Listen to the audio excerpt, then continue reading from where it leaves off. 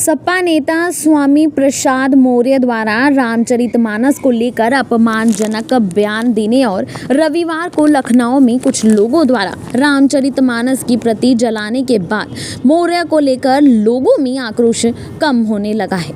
इस बीच सोमवार को राजधानी लखनऊ के एक थाने में मुकदमा दर्ज कर दिया गया, लेकिन इसके बाद भी लोगों में आक्रोश बरकरार रहा। इसी कड़ी में भाजपा के वरिष्ठ नेता, रेल मंत्रालय, भारतीय खाद्य निगम, खाद्य एवं सार्वजनिक वितरण, उपभोक्ता मंत्रालय, भारत सरकार की सलाहकार समिति के सदस्य अनूप चौधरी व कट्टर भाजपा नेता बबलू खान ने भी अपनी नाराजगी जाहिर की। आइए सुनते हैं इन दोनों नेताओं ने क्या कुछ कहा। जैसे टिप्पणी कर रहे हैं स्वामी प्रसाद मौर्य जी 5 वर्ष तक भारतीय जनता पार्टी के सरकार में रहे और सत्ता की मलाई काट के उनका पेट भर गया, तो सोचा था कि सपा में चले जाएंगे और उनकी सरकार आ जाएगी।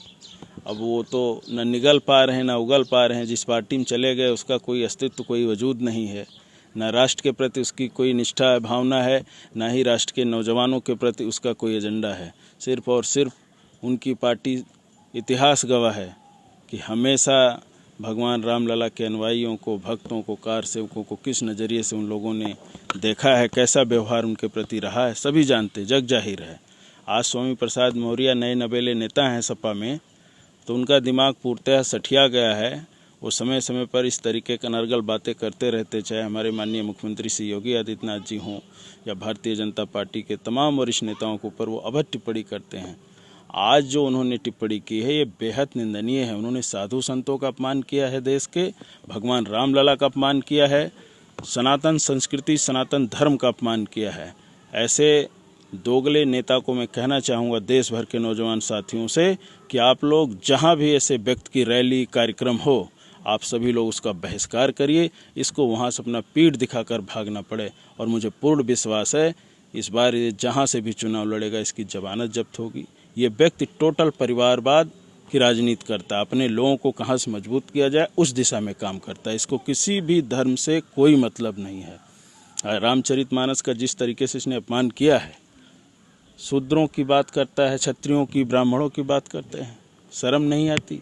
शूद्र क्या है?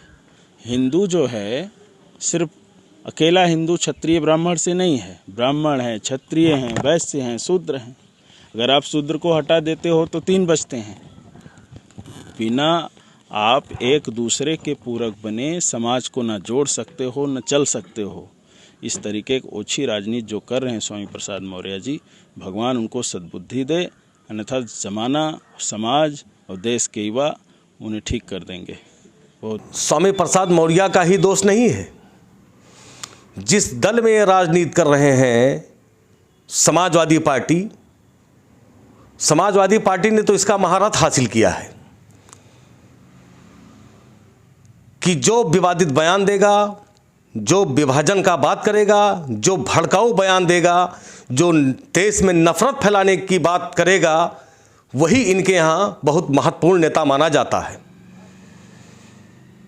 इसका सबूत ये है कि जैसे ये विवादित बयान देते हैं, रामचरितमानस के ऊपर ये गलत टिप्पणियां करते हैं, देख लीजिए वैसे ही इनका प्रमोशन होता है।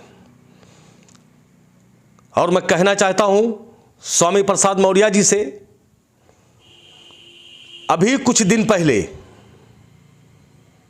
आप रामलला के गोद में बैठकर मलाई काट रहे थे, तब आपको याद नहीं आया?